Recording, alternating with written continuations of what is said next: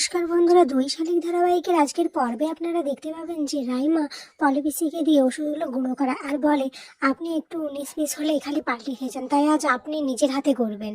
এদিকে ঝিলিক বলে কি হলো, কাজ হয়ে গেছে? তখন পলিপিসি বলে হ্যাঁ হয়ে গেছে।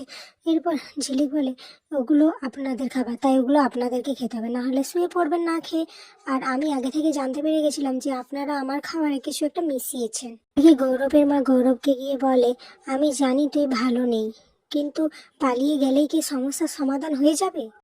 এরপর গৌরব কিছু না বললে আবার গৌরবের মা বলতে থাকে যে দেখ, আঁখি হয়তো কিছু একটা করেছে, আমি বুঝতে পারছি, কিন্তু হয়তো বা কোনো কারণ আছে। তোর উচিত সেই কারণটা খুঁজে বের করার, নাহলে আঁখি তোর থেকে দেখবি অনেক দূরে হয়ে যাবে।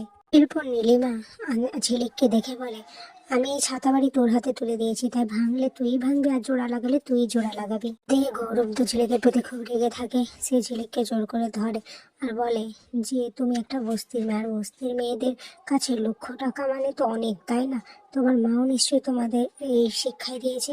এটা শুনে ঝিলিক তো আরো রেগে যায়, বলে আপনি আমায় যা কিছু বলেন, কিন্তু আমার মা বাবাকে এসব কথা বলবেন না।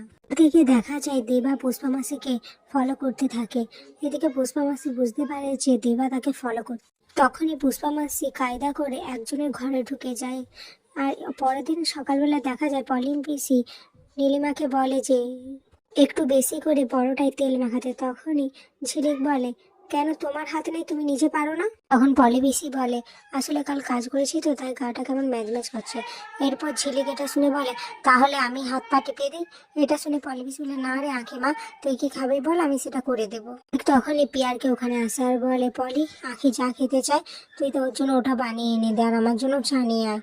এরপর এটা শুনে ঝিলিক বলে বাবা, আমার আজকে না খুব চা খেতে ইচ্ছে হয়েছে, তাই আপনি এক কাজ করুন, আমার জন্য চা নিয়ে আসে। এরপর পিয়ারকে ঝিলিক আঁখি সবার জন্য চা বানিয়ে নিয়ে আসে। এরপর পিয়ারকে যখন অফিস যাওয়ার জন্য রেডি হচ্ছে, তখন ঝিলিক বলে কোথায় যাচ্ছেন? পিয়ারকে বলে আমি অফিস যাচ্ছি। তখন ঝিলিক বলে না, এখন যেতে হবে না, দুপুরে খেয়ে দিয়ে আমরা অফিসে যাব। তখন পিয়ারকে বলে কেন? তখন ঝিলিক বলে আপনি এখনই যান, যে রান্নাটা বসিয়ে দিন, আমরা দুপুরবেলা যাব। এদিকে পিয়ারকে রেগে তাকালে ঝিলিক বলে 365 দিন তো মা আপনার কাজ করে, তাহলে আজ আপনি না হয় একদিনের জন্য করলেন নিজের স্ত্রীর সেবা। আর জানেন তো, ভালো কাজ করলে তবে আপনি স্বামী, না হলে আসামি। এদিকে গৌরব দেবার সাথে দেখা করে, দেবাকে বলে তোমার সাথে আমার কিছু কথা আছে।